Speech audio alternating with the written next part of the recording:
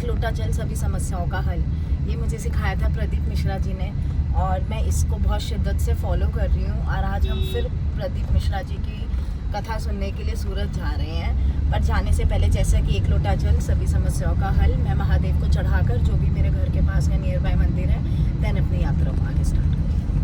हर हर महादेव। आगे चलो, आगे रोको गाड़ी, कोई कुछ नहीं बोलेगा। मंदिर के आगे लगा दो, कोई कुछ नहीं।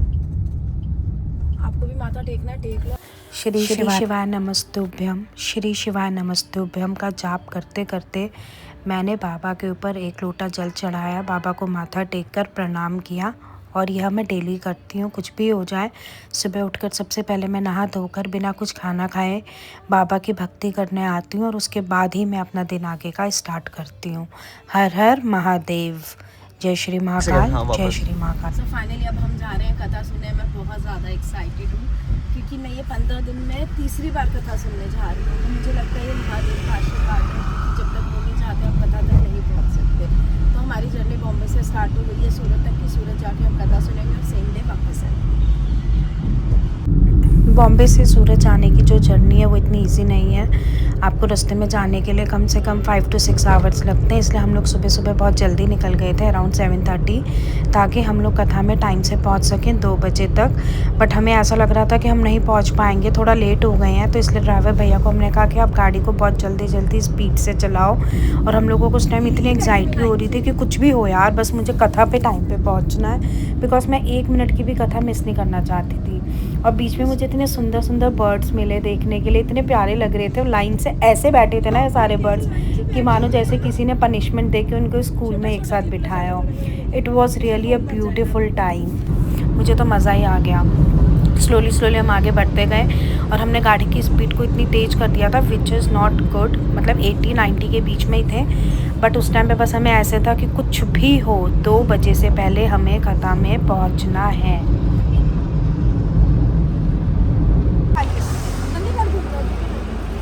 कोई ना।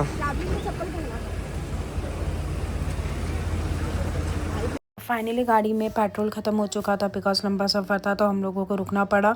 और मैं ट्रक दिखा रही थी और मैं पूछ रही थी अगर हम इस ट्रक में नहीं अगर आते तो शायद हम जल्दी पहुंचते और सोते हुए भी आते, क्योंकि सुबह जल्दी उठने की वजह से हमारी नींद भी पूरी नहीं हुई थी। और हमें बहुत एक्साइटमेंट थी, एक्साइटमेंट इस हद तक थी ना कि मैं क्या ही बोलूँ। बस किसी भी तरह मुझे वहाँ पर पहुँचना था। Alexa stop. और कुछ भी करके बस मैं कथा में पहुंचना चाहती थी, क्योंकि प्रदीप मिश्रा जी पे मेरा इतना ज़्यादा विश्वास है। पता नहीं क्यों उनकी कथा मुझे अपने पास इतना ज़्यादा खींचती है।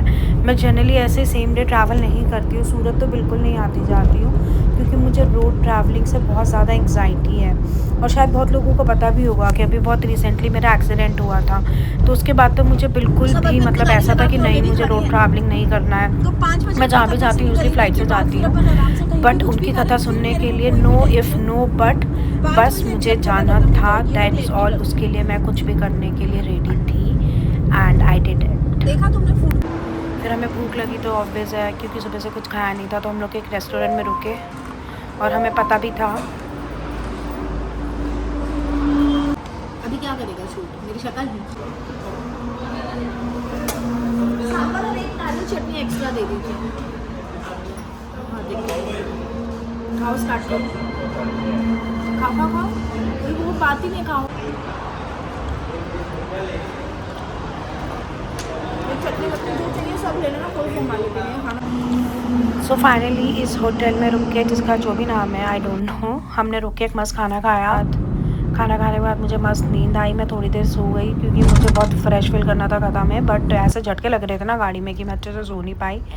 फिर टोल आया फाइनली, और टोल पर गाड़ी रुकी हमारी, क्योंकि हमारे जो भैया थे ना, ड्राइवर भैया, उनकी गाड़ी में फास्ट ट्रैक नहीं था। तो हमारा थोड़ा सा टाइम यहाँ वेस्ट हुआ, जो मुझे बहुत ज़्यादा इरिटेट कर रहा था। और मुझे गुस्सा भी आ रहा था भैया के ऊपर कि आपने फास्ट ट्रैक क्यों नहीं लिया है। इट इज़ तो कॉमन सेंस ना, क्योंकि जब आप टोल पे रुकते हो तो आपके 10-15 मिनट ऐसे ही वेस्ट हो जाते हैं। और जो हुआ हमारे साथ, और एक बार नहीं हुआ ये, कम से कम ये हमारे साथ 6 बार हुआ। बट ठीक है, हमारे पास कोई चॉइस नहीं थी, तो हमने उस चीज़ को पे किया और फिर हम लोग आगे दोबारा बढ़ गए। And now it is so super excited, finally हम लोग सूरत में कथा में पहुंच गए। और क्योंकि हमारे पास VIP पासेस थे, तो देखिए बाहर का नज़ारा कितना ज़्यादा खूबसूरत है। It is looking so beautiful. हमारी गाड़ी सीधे अंदर गई, नो इफ़ नो बट। और लोग यहाँ पे ऐसे इतने सुंदर सुंदर स्टॉल्स लगाए हुए थे, उन्होंने कुछ कुछ सामान बेच रहे थे। आई वॉज सुपर एक्साइटेड क्योंकि लास्ट टाइम जो मैंने मीरा माइंदर रोड में कथा सुनी थी तो ऑफकोर्स मैंने बहुत पीछे बैठ के कथा सुनी थी, तब मेरे पास VIP पासेस नहीं थे। और इस बार भी मैंने उसके लिए एफर्ट्स नहीं डाले, वन ऑफ माई फ्रेंड जिसने मेरे अरेंज करके दिए। और तब मुझे दिखा वहाँ पे एक बहुत ही खूबसूरत महादेव का बना हुआ शिवलिंग, जिसके दर्शन मैं आपको इस वीडियो में करा रही हूँ। देखिए ये शिवलिंग कितना सुंदर और कितना खूबसूरत बना हुआ है। ये है मेन एंट्रेंस कथा की। सूरत में जो कथा हुई थी डायमंड पार्क में, ये उस सूरत की मेन एंट्री है। और हम लोग फिर यहाँ से आगे बढ़े, हमने महादेव के दर्शन किए, बट मोस्ट प्रॉब्ली हमें नहीं पता था VIP एंट्री कहाँ से होगी, तो हम लोग बार बार लोगों से पूछ रहे थे। देखो मैं पूछ रही हूँ, मेरे हाथ में VIP पासेस हैं और मैं इनसे पूछ रही हूँ और वो मुझे बता रहे हैं कि आप यहाँ से आगे जाओ, अब आप आगे यहाँ से जाओ। बट आइडली मुझे कुछ समझ नहीं आ रहा था, बस मैं दौड़े जा रही थी क्योंकि ऑलरेडी 2:15 हो चुके थे और मैं नहीं चाहती थी कि मैं प्रदीप मिश्रा जी कि एक भी वर्ड को मिस करूं। और मैं ऐसे दौड़े जा रही थी पागलों की तरह कि बस मुझे जल्दी से कोई पहुंचा दो। सीधे एक्साइटमेंट, कैसे मैं भाग रही हूँ, देखो दौड़ के। It was so funny. लोग मुझे देख रहे थे, मेरे बाल भी खुले हुए थे। बट ठीक है, जब आपको कुछ पाना होता है शिद्दत से तो ऐसा हो जाता है, और मेरे साथ तो ऐसा होता ही है महादेव के नाम पे। देखो मैं कैसे दौड़ के जा रही हूँ।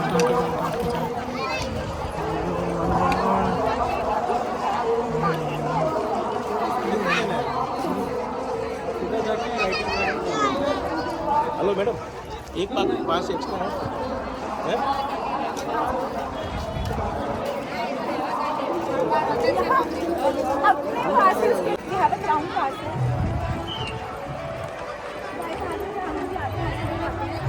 और अब हम क्राउन पासेस के एंट्री में एंट्री करते हैं।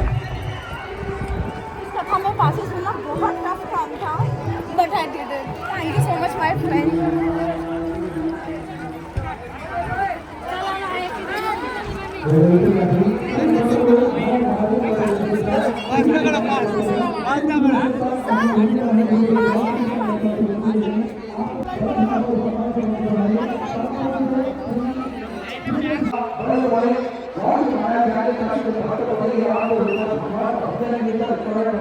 सो फाइनली VIP पासेस के साथ मेरे अंदर से VIP एंट्री हुई और पंडाल में सबसे आगे मुझे बैठने का मौका मिला। गलती से मैंने बच्चे को टच कर दिया था तो मुझे बुरा फील हुआ, तो मैंने सिर्फ सॉरी मांगी।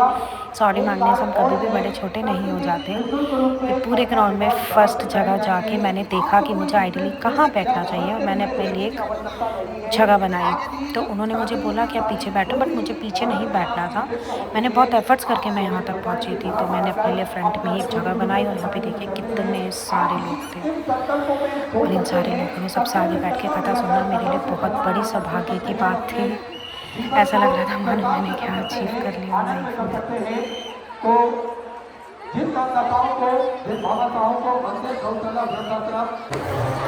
फाइनली कथा स्टार्ट हुई और मैं आपको नहीं बता सकती कि ये कितना इमोशनली होता है। मतलब लाइक उस कथा में मुझे ऐसा लगता है कि जैसे महादेव खुद आकर मेरे साथ बैठे हो, मेरी बातें सुन रहे हो। इससे ज़्यादा खूबसूरत नहीं हो सकता।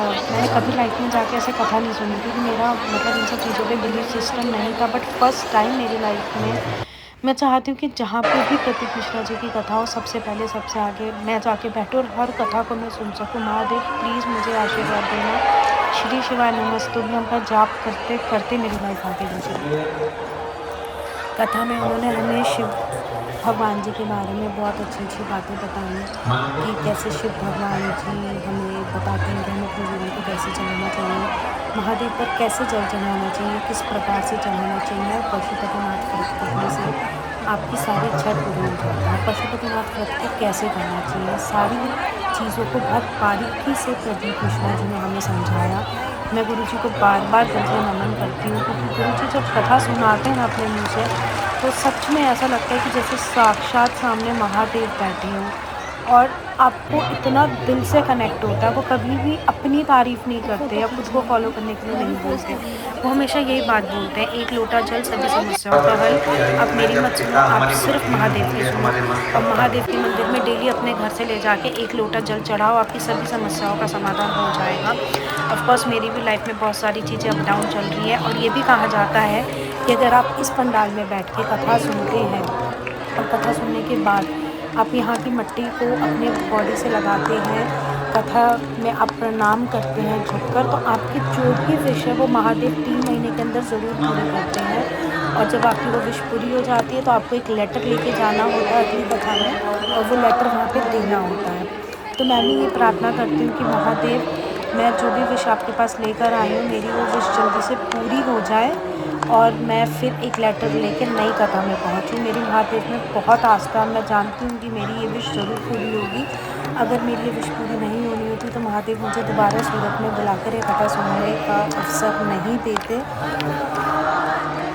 ये बात मैं आप लोगों को सच में दिल से बोलूँगी, जो भी इस ब्लॉग को सुन रहा हूँ, कि अगर आपको प्रदीप मिश्रा जी की कथा में जाने का और कथा सुनने का अवसर मिले तो ज़रूर जाइएगा। इससे अच्छा सुनने का कोई नहीं हो सकता। वहाँ पे आपको अपने दिल की बात महादेव से कहने का साक्षात मौका मिलेगा। आपको बहुत मज़ा आएगा। सच में बता रही हूँ, आपको जो सोल है वो सीधे आपको महादेव उत्तर देना पड़ेगा कि उनको बुद्धि का देवता बनाने वाला के बने वो चलेंगे प्राण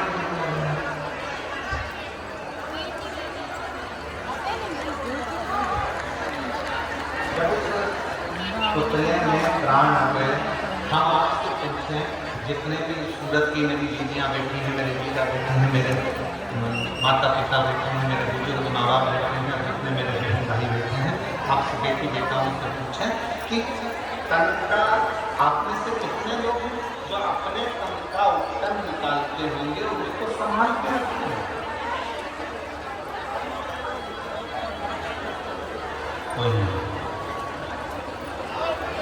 भगवान विनायक की उसी दरवाजे पर 3 परीक्षा। दुनिया के लोग कहते हैं कि भगवान ने उसका सिर काट दिया, पर परीक्षा क्यों नहीं? भगवान श्री शिव जी ने, भगवान शंकर ने 3 परीक्षा दी, और वो 3 परीक्षा पहले नंबर की परीक्षा ली बालक से कि बालक तुम कौन हो? तो बालक ने कहा, मेरी माता अंदर स्नान कर रही है, मैं उनका पुत्र हूँ।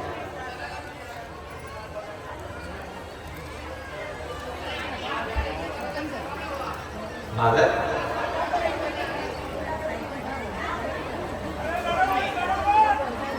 तुम किनके पुत्र हो? मेरी माता अंदर स्नान कर रही है, उनका पुत्र हूँ। शंकर भगवान समझ गए कि पार्वती मैया ने भले इस बालक को प्रकट करा, पर इसमें बुद्धि नहीं, इसमें विवेक नहीं, ये अपनी माता का नाम भी नहीं पता।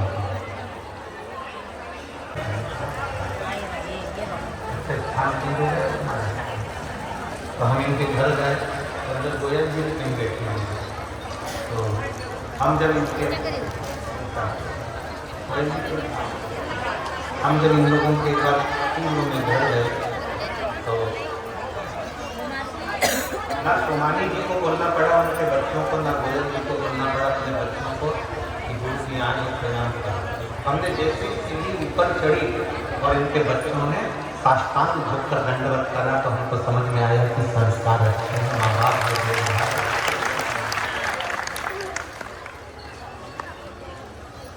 सिखाया। उतना उद्दंडता हो बच्चों में, मना है। बच्चे बोलने के तेजो मना है, बच्चे खेलने के तेजो मना है, पर बच्चे जिस समय पर बड़ों को बड़ो ना बड़ो। 3 परीक्षा, और वो 3 परीक्षा जो ली गई, वो 3 परीक्षा में बालक फेल होता चला, तीनों परीक्षा में।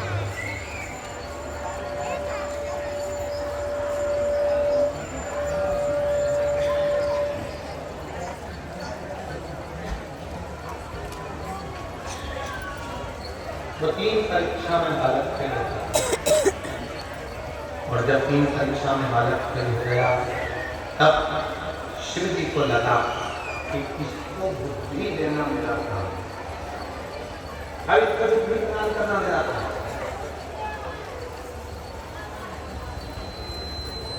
महाराज को भी अगर बुद्धि प्रदान कर रहे हैं तो वो मेरे देव अधिदेव महादेव प्रदान।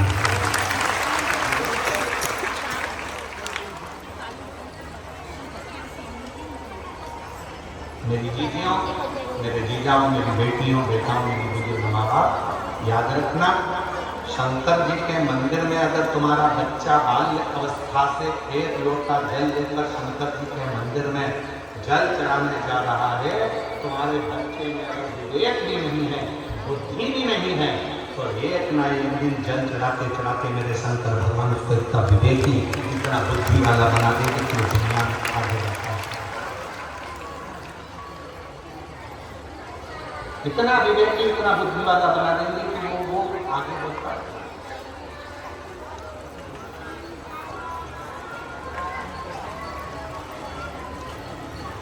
इतना विवेक, इतना विवेक। अब आपको क्या सिखाना है अपने घर के बच्चों को कि तुम जाओ शंकर जी के मंदिर में एक लोटा जल चढ़ाओ, शिव जी के मंदिर में जाओ एक लोटा जल चढ़ाओ। क्यों? क्योंकि हमारे बच्चे को विवेकवान अगर बनाना है तो शिव की शरणागति बहुत जरूरी है। कितना सुंदर कहा, एक बार माता सरस्वती भी अपने स्वरों को भूल गई। एक बार माता सरस्वती ने भी अपने स्वर छोड़ दिए थे, स्वर भूल गई। श्री शैलम पर पहुंची और श्री शैलम पर पहुंचकर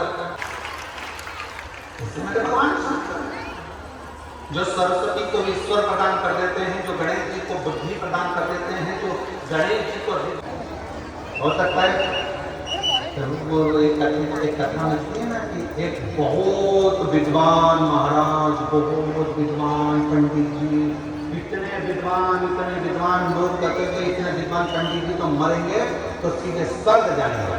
तो में कैसी लगती है पर मुझे बोलना पड़ता था कि बहुत अच्छी लगती है। मतलब मेरे को रोज सवेरे सवेरे एक झूठ बोलना पड़ता था, लगती अच्छी नींद की खिड़की के इसी के चक्कर में नहीं रहता।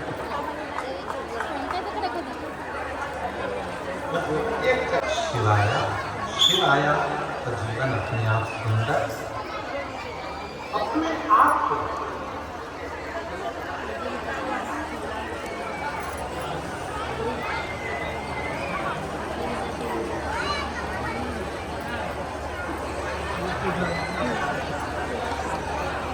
हमारे शरीर भाई सत्य ही सुना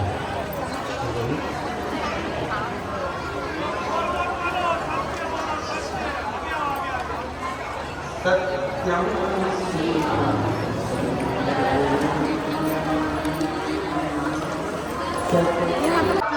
जब जीवन चलती है, इसलिए निवेदन है ये सब अपने जगह पर रखे कि रखे रहेंगे, एक भी नहीं चलेगा अगर तुम्हारी जीवन ना चले तो। जीवन को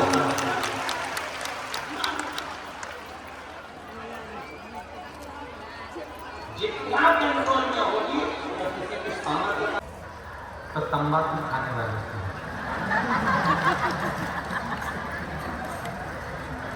कहा है दूसरा जी ठीक बोले हैं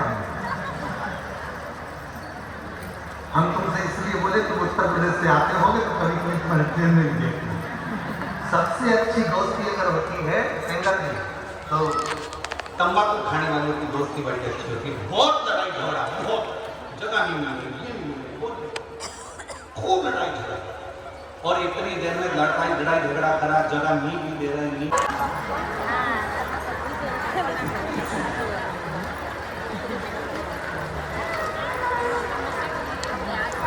कृपा का क्या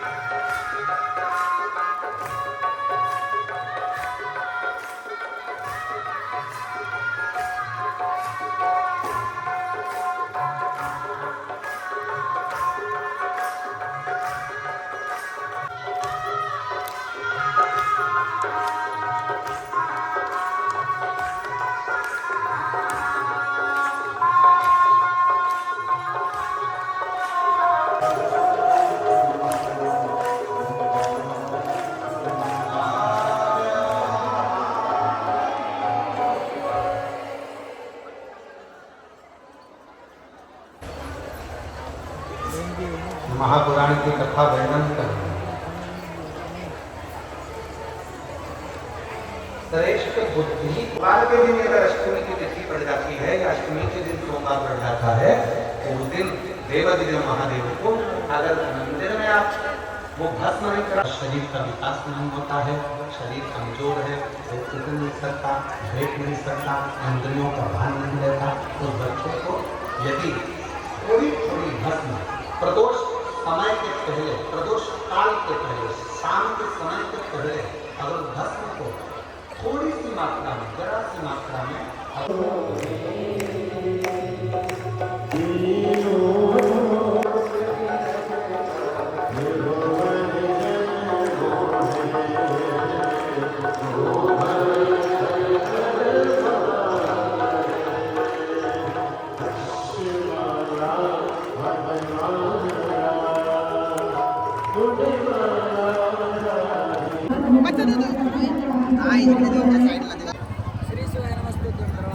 कितना पैसा? 20 का 1, 50 का।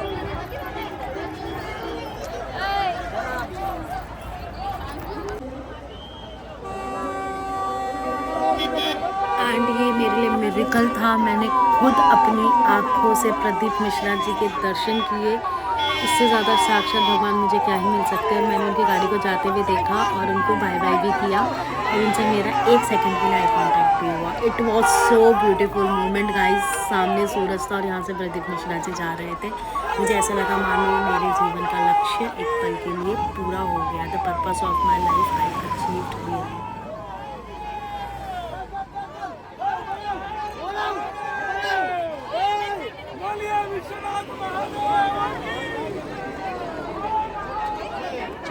तो फाइनली हम लोग कथा सुन के बाहर आ गए हैं और मेरे को बहुत ज़्यादा क्लॉस्ट्रोफोबिक फील हो रहा था, तो मैंने गुस्से में मेरे छोटा सा खिलौना भी दिया। और क्योंकि मुझे ऐसा लग रहा था भैया और मैं हम दोनों घूम चुके और अब हम नहीं मिलेंगे और मैं घर कैसे जाऊंगी, तो मुझे उम्मीद कम थी कि आज मैं घर जा पाऊंगी। बट फाइनली सब कुछ अच्छे से हो गया है। बाहर देखो कितना रश है, कितने लोग आवाज़ें होती हैं। और मुझे इस बात का अब गिल्ट है, कितनी कथा सुन के आके मैं बाहर चिकन चिल्ली कर रही हूँ। इस बात का मुझे थोड़ा सा गिल्ट लगेगा। तो चलो अब चलते हैं घर वापस।